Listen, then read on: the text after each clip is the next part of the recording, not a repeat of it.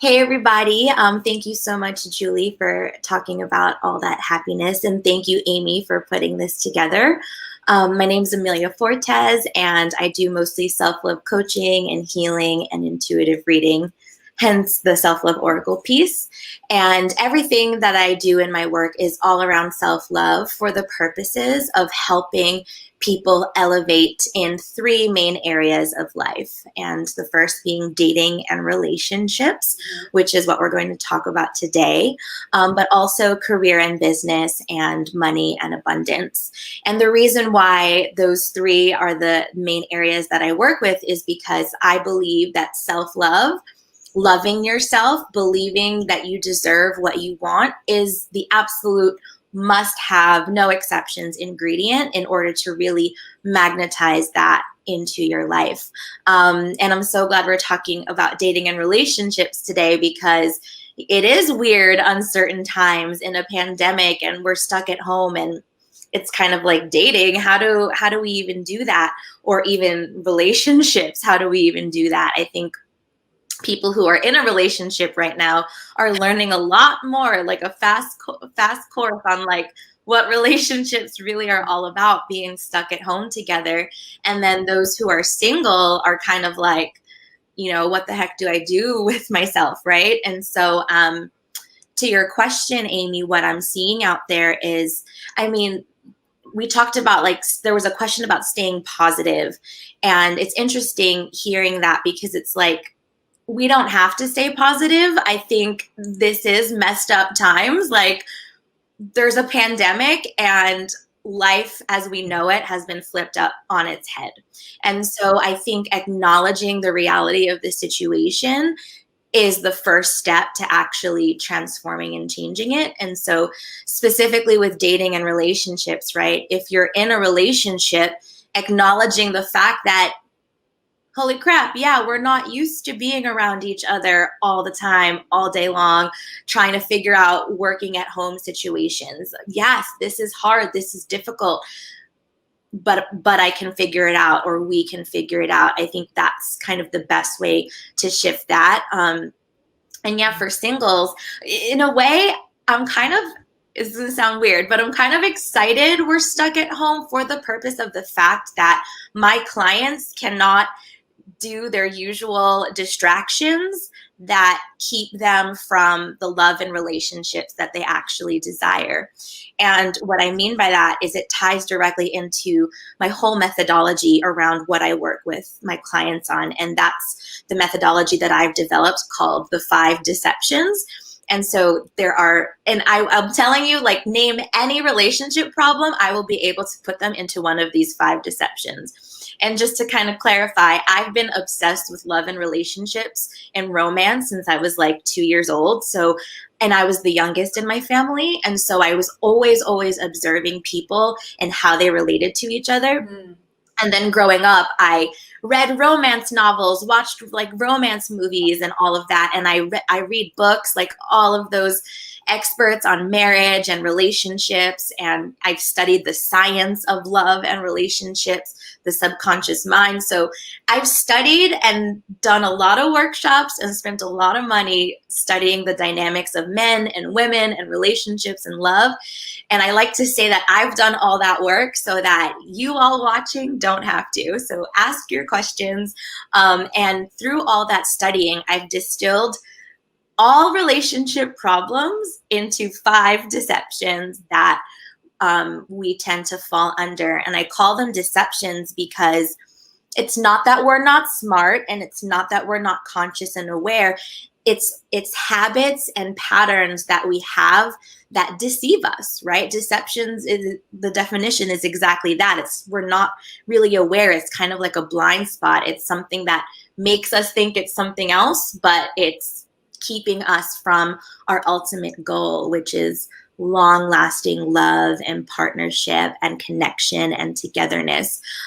So I'm happy to go into that. But like I said, I'm kind of happy we're stuck at home, because a big part of the one way that we're really susceptible to the deceptions is when we're just out there going out and like distracting ourselves and engaging in activities and behaviors and patterns that are actually the opposite of what we want to engage in when it comes to achieving our goals in our love and relationship. So we can talk about that. We can go right into that, but I'm sure you probably have like a follow-up question. That was a lot. Okay, so first I want to ask out there, the people out there who are single, how many of you are actually going out on dates?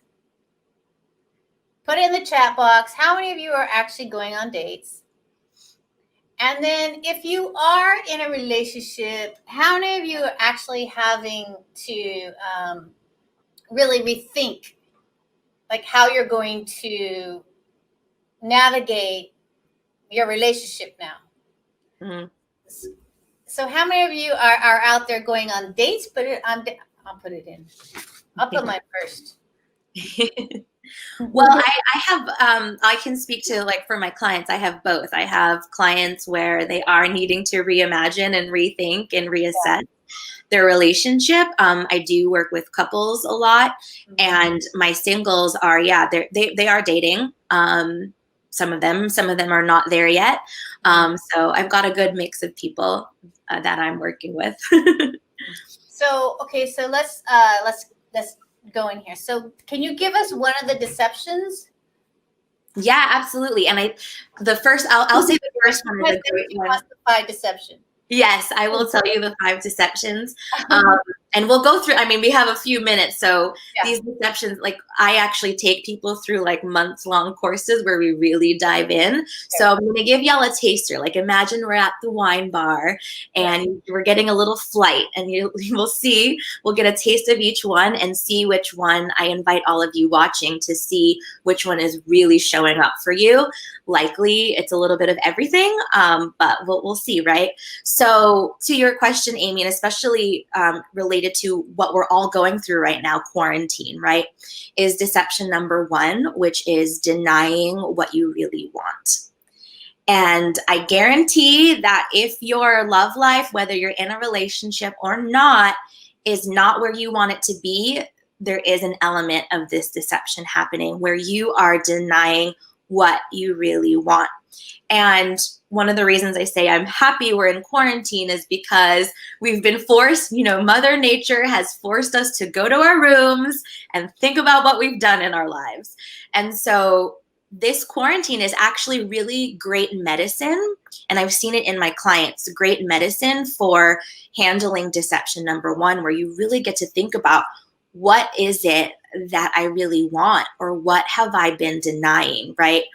And the way that this tends to show up is like, we feel like we need to, even if we're in a relationship, so whatever your romantic status is, there's a part of us that feels like we need to somehow deny what we really want. Like, if we're dating, like, I'm the cool girl, I'm not needy like those other girls, when it's like, we absolutely are needy, especially during a time like this. We need love, affection, attention, understanding, connection. So to pretend that you're like the cool woman or the cool chick that doesn't need it, it's an absolute flat out lie.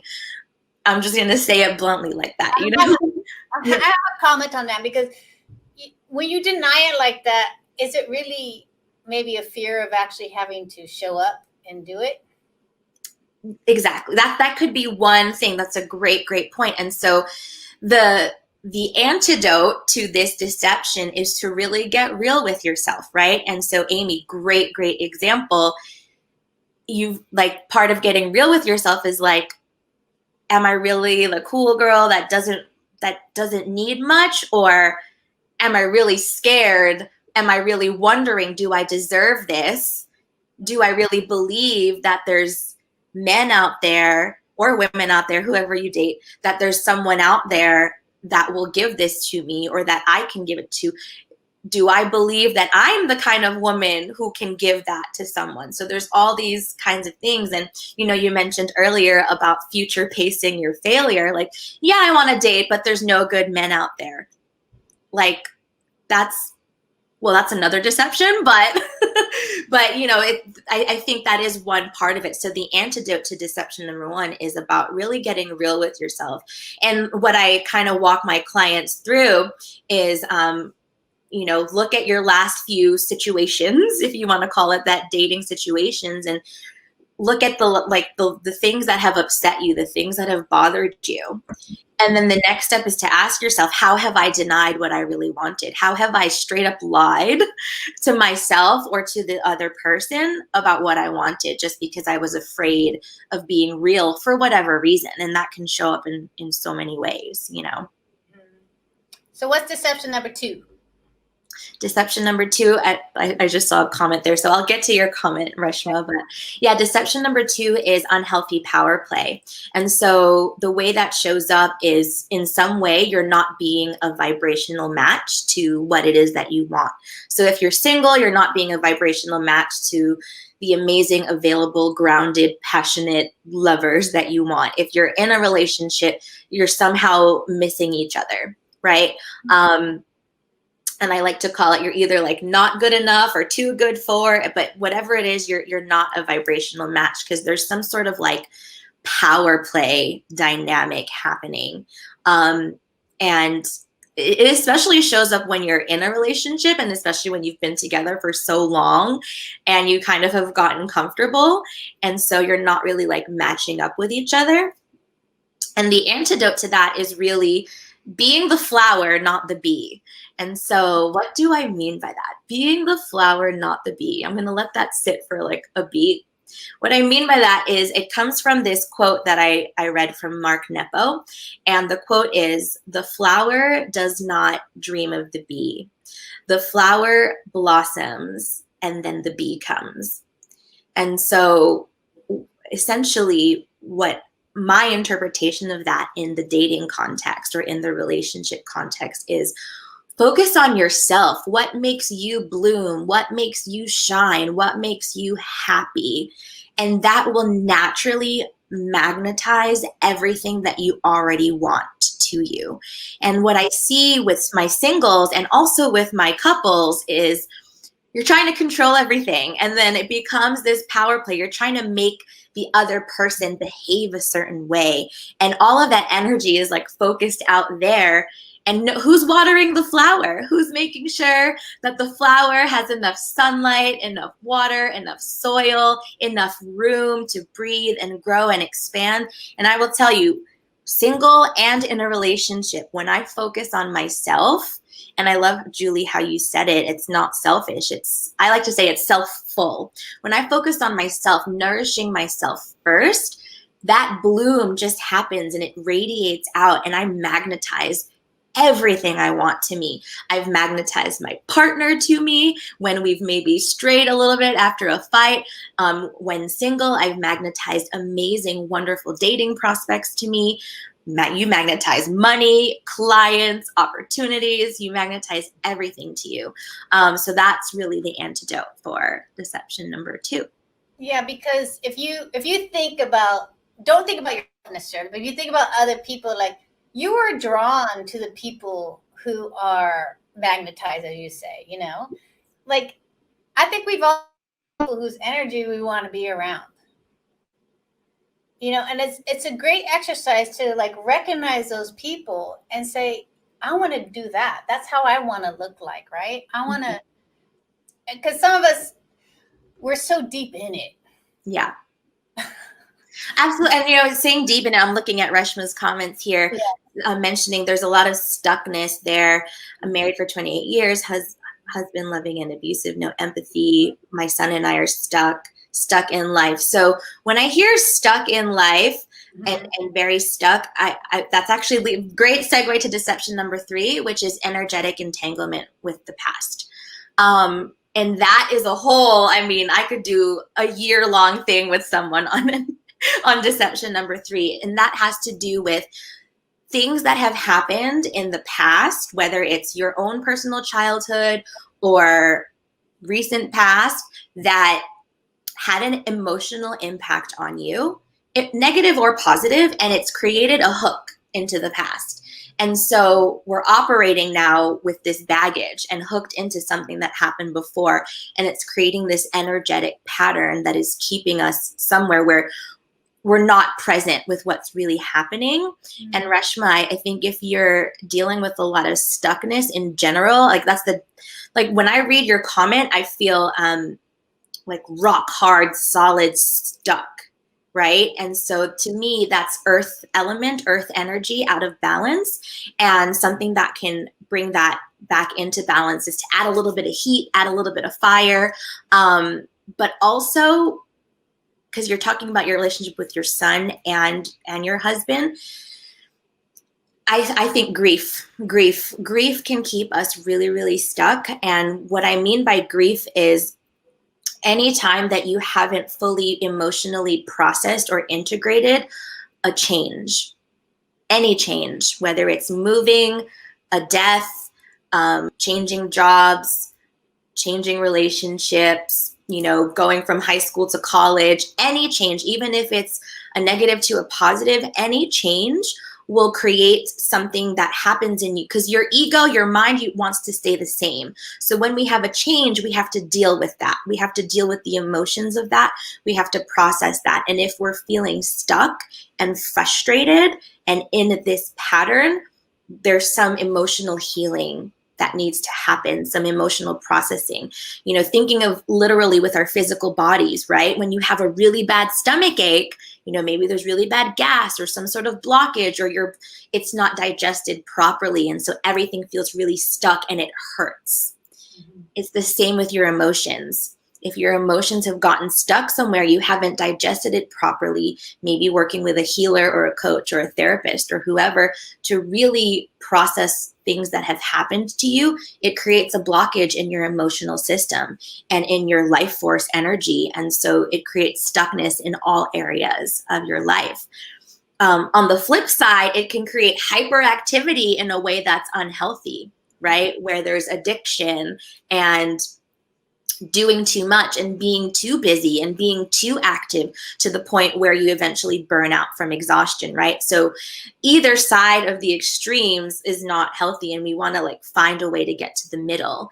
And having the antidote to these different deceptions and understanding how to emotionally process things. I think in our culture and in our society, we're getting there slowly but surely, but we focus a lot on the mind and on the physical, but what about the heart and the emotional things that happen to us? Those need to be processed and digested too. And just like our physical digestive system, we need to digest, process, absorb the nutrients, and excrete the waste. And we don't do that with our emotions, generally speaking. And that's why we get stuck, burnt out, frustrated, imposter syndrome, all the things. And then it diminishes our self-love, because then we think maybe I'm not good enough. Maybe I'm not smart enough. Maybe I don't know what I'm doing, which I like to say, there's no way that's possible. If you're watching this live stream, you are smart enough. You are good enough. You know what you're doing. There's just some blockages that we just need to get in there and clean up. Yeah, and as you were speaking, it's what came to mind was grace. Give yourself some grace and some breath. Yeah, absolutely. Really just start going in and just, even in the meditation, like with Julie's meditation, to go in there and just give yourself some breath and some grace. Yeah. So, and I love that it's only 2 minutes too, Julie, because it's I'm a big advocate for meditation too, and busy people, doers, right? I don't have time. It's dude, even if you sit down for 10 seconds and just breathe, that's going to just do so much for you. And back to the whole piece about emotional blockage, digestion blockage, right? The meditation is what helps regulate all of that, because when your body is used to being in high stress, whether you're stuck and can't move or depressed, or whether you're hyperactive and too busy and burning yourself out, just taking those couple of seconds to just be with yourself helps to regulate all of that and kick in the higher functions of the brain to get everything in your body and your system working again, both physically and emotionally. And it's the emotional piece that I think we often neglect. Mm-hmm. Yeah. Thank you, Amelia. Very kind of you. Yeah. And I think you're in that spot. It's good just to say, give grace to myself. It's good to get a mantra going about just, taking a space for forgiveness, for grace, for breath, you know. Yes. It's very powerful. Yes. Very powerful, especially when you're super stuck. I mean, because you just need you need some space. You need some space so that you can start doing things differently, make different decisions.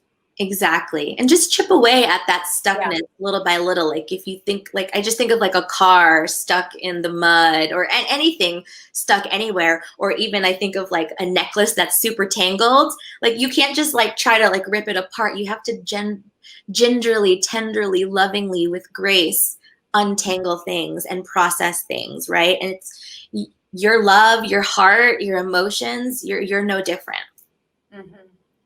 Yeah. Yeah, sometimes I think people think that healing is intricate and different and hard, but it's really just about slowing down. Slowing down, I would say, is like the antidote to everything. Yeah. The antidote to everything. And well, if you're stuck, I would say the antidote to stuckness is find a little fire. Do something that you really love. Like, with no goal, like a goalless thing that you love. Maybe it's taking a walk. Maybe you love dancing or drawing or painting, just cooking, making a cup of tea and sitting with your fuzzy socks and your pajamas with like your favorite cup of tea. Just something that's goalless that you love will help get things unstuck. And I think if you're stuck in terms of relationships, you're probably too focused on the other person or the other people. There needs to be a little bit of fire focused on you. Yeah. So we're going to talk about that in the round table. But what I want to do is I want to hear, Amelia, because I know you have something for our audience. So I'd like to hear about what you're offering as their free gift. And, Absolutely. And tell us about it, because I know it's the title is, I won't say the title, but there's a bad word in the title. Title's a bad word in it. I'm a little sassy, or I'm a lot sassy. I'll say this because I know some of you are probably thinking, geez, we didn't get to talk about deception number 4 or 5. Oh, yeah. Fear not, but the gift that I have for you is a beautiful, gorgeous PDF, 22 pages that goes through all of the deceptions. And I think I can even share my screen and show it to you. So here's can you guys see it? Oh, no. Oh, no, I think you have to. Oh, I think you have to add it because you're the host. Well, I don't have to show it now then. If that. Here it is. What, you just unshowed it. No, I got it here. Yeah. All right. So yeah, it starts there. Yeah. Right? So it goes through all the 5 deceptions, and not only the 5 deceptions, it's this gorgeous, beautiful 22-page PDF that will help you get to the truth. It's written for singles, but my couples read it and it really helps them. So you see here's deception number 1, and it goes through the medicine, the antidote, as well as a beautiful story of how I've helped one of my clients get through this deception. So it goes through all 5. I recommend you download it, print it out, or if you have like a PDF, you're on your iPad, and highlight things, take notes, and really take it in. The information in there is so potent, and we go through all the deceptions. Yeah, and it's just really, really fun. And I get so many emails every day about how fun and nice it is, and how much it's helped change people's perspectives as it relates to their relationships. And then if there's any questions, whenever you get the email to download it, you can always send me a message if you have any questions about anything in there, because it's a lot. Yeah, so I think we have 3 more minutes with you. So there's a question someone asked through the survey, Avril, and he asked, like, how do you keep a long distance relationship going? It's interesting. I would want to know the situation going on there. So I'm going to say a couple things from a few different angles, which may or may not relate to you. Avril, is that her name? Avril? I think it's Avril, either a gentleman or a woman. I'm not sure. I'm going to say the first thing.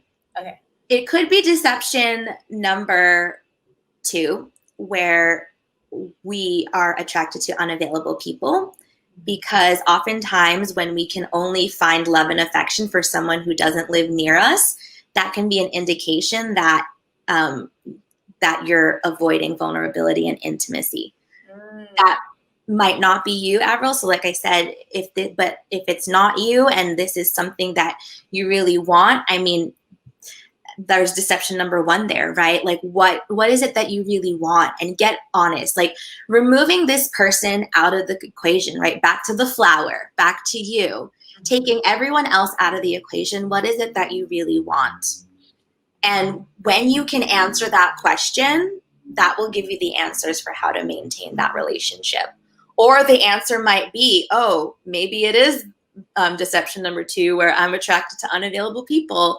And, you know, because one of my things was I didn't like anyone in my city. I only liked guys that were like living in another country or another state. And I realized like that's actually me avoiding intimacy.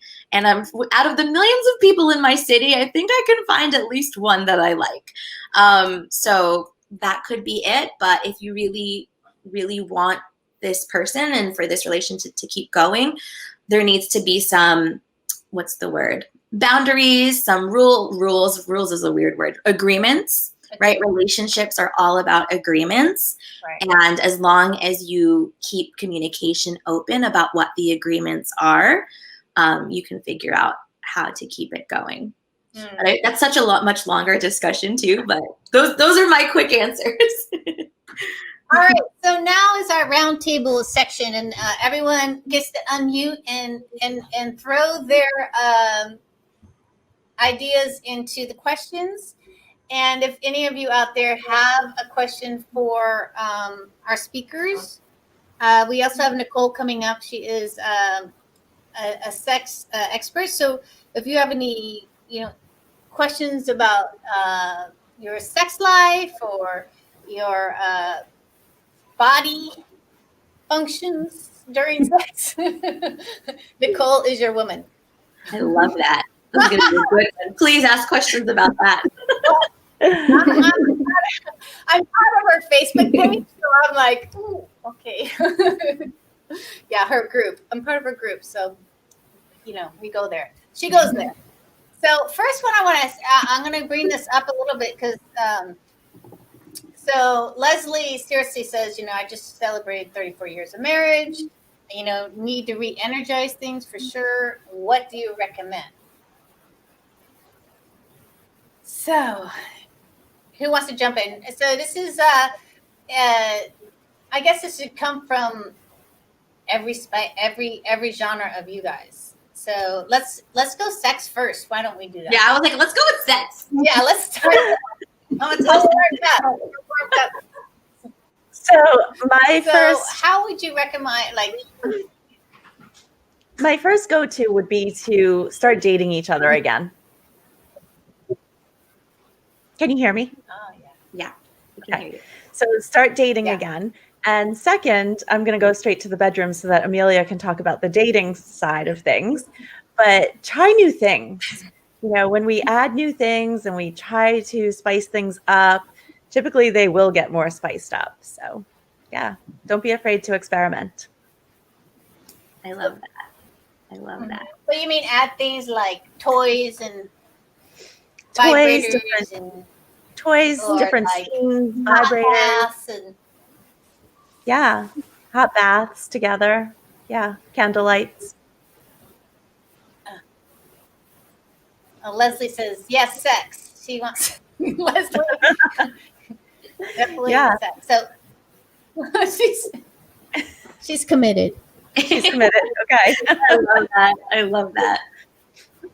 I'll talk about the dating side since Nicole mentioned it, but and that's a great thing. Start dating each other again, and that's where I would go with to answer that question. And I think when things are like not spicy or not energized or have gotten kind of flat, go back to basics, back to the friendship piece, right? And so the friendship piece can really be rekindled with the dating each other, and even if you've been together for so long, I mean, people are so complex and have had so much life experience that you can ask each other questions. I mean, there's things that there's an app actually, what's it called? it's called Cards, Love Cards or something like that, and you download it, or you can even just Google like questions to ask my partner, and they don't necessarily have to be sexy questions. They can be. We can escalate to there, but even certain questions like, who was your favorite high school teacher growing up and why? Like these questions that we don't. Like you can know someone for 50 years and still not know the answer to some of these things. Or like, what's something that you wanted to be when you grew up, but now you're looking at it and you're like, what? Like, I would never want that. Why did I want that? Or where did that come from? Right? There's just all these kinds of questions that you can Google to just re-spark the friendship, because with a good base of friendship, then yes, the sexy time does come with that. Another really super hot thing that when I work with my couples, or even my singles when they're dating, is to go through a sex checklist. And I have a favorite one, but if you Google sex checklist, meaning like the things that you would do, you wouldn't want to do. And I think if you Google yes, no, maybe, so checklist, it'll come up.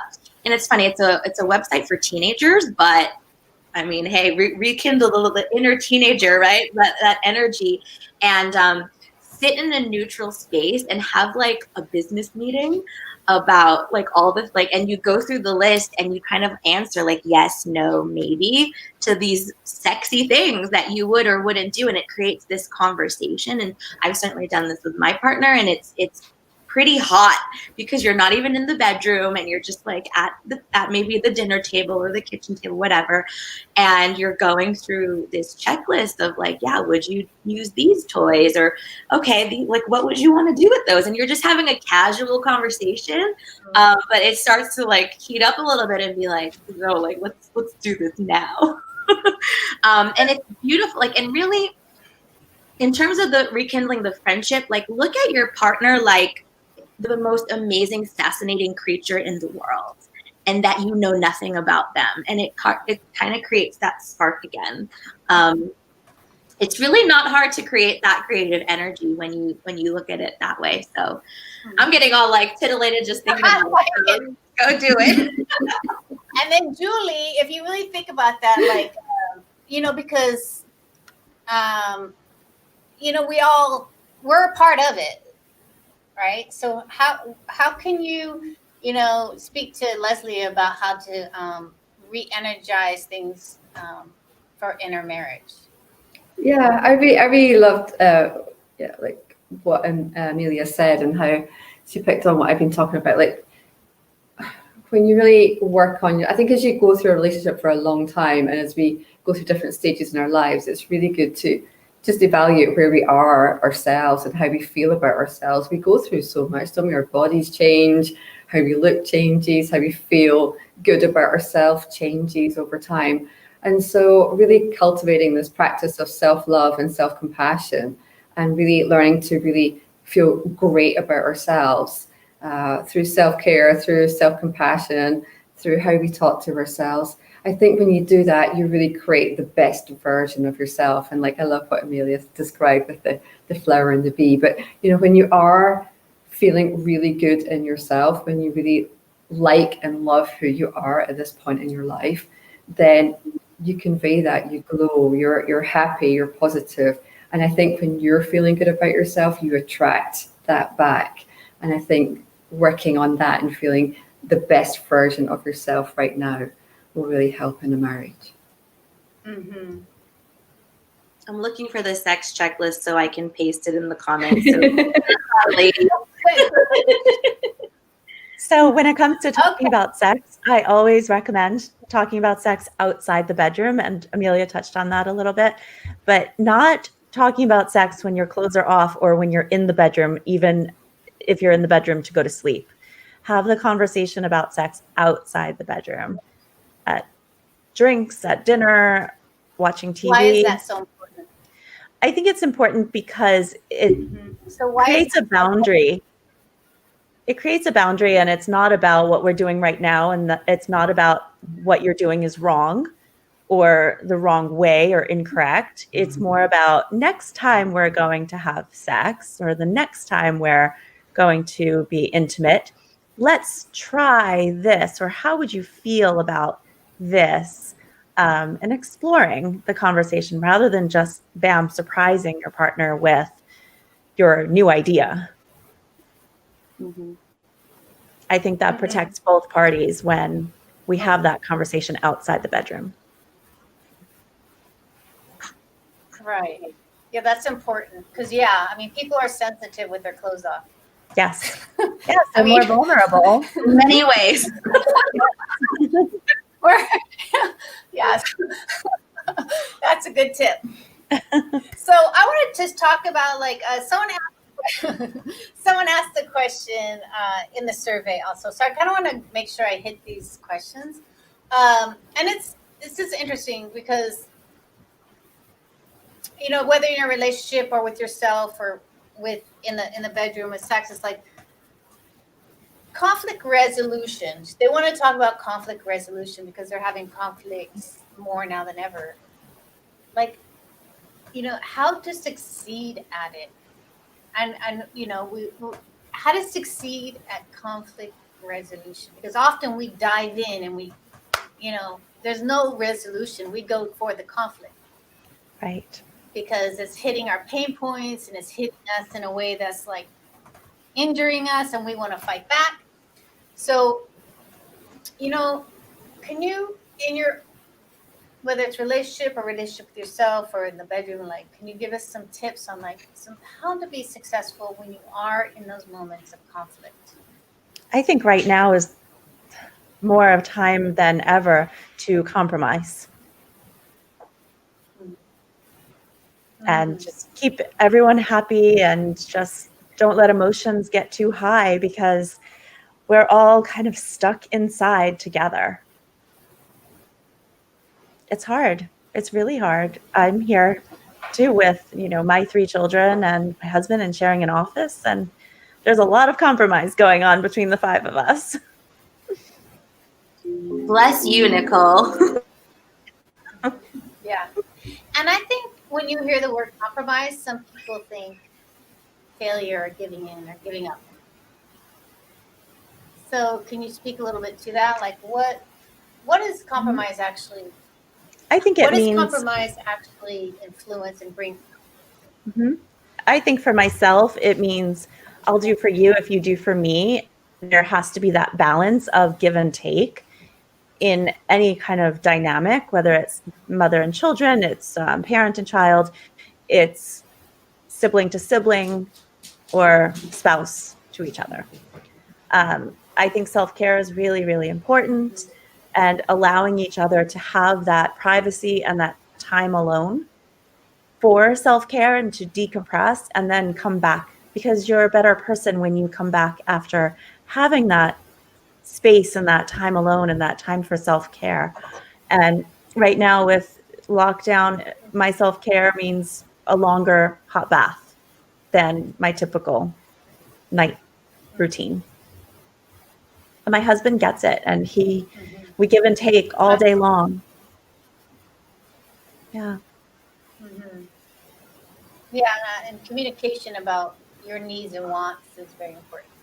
Right. So Amelia, how about you? Conflict resolution and relationships, like we're. Yeah, I want to add, like, there's so many things I can say about that in classes that I teach on communication. So obviously we don't have time to go through all of that, but the one really, really good nugget is listen for the emotions and the feelings, not for accuracy.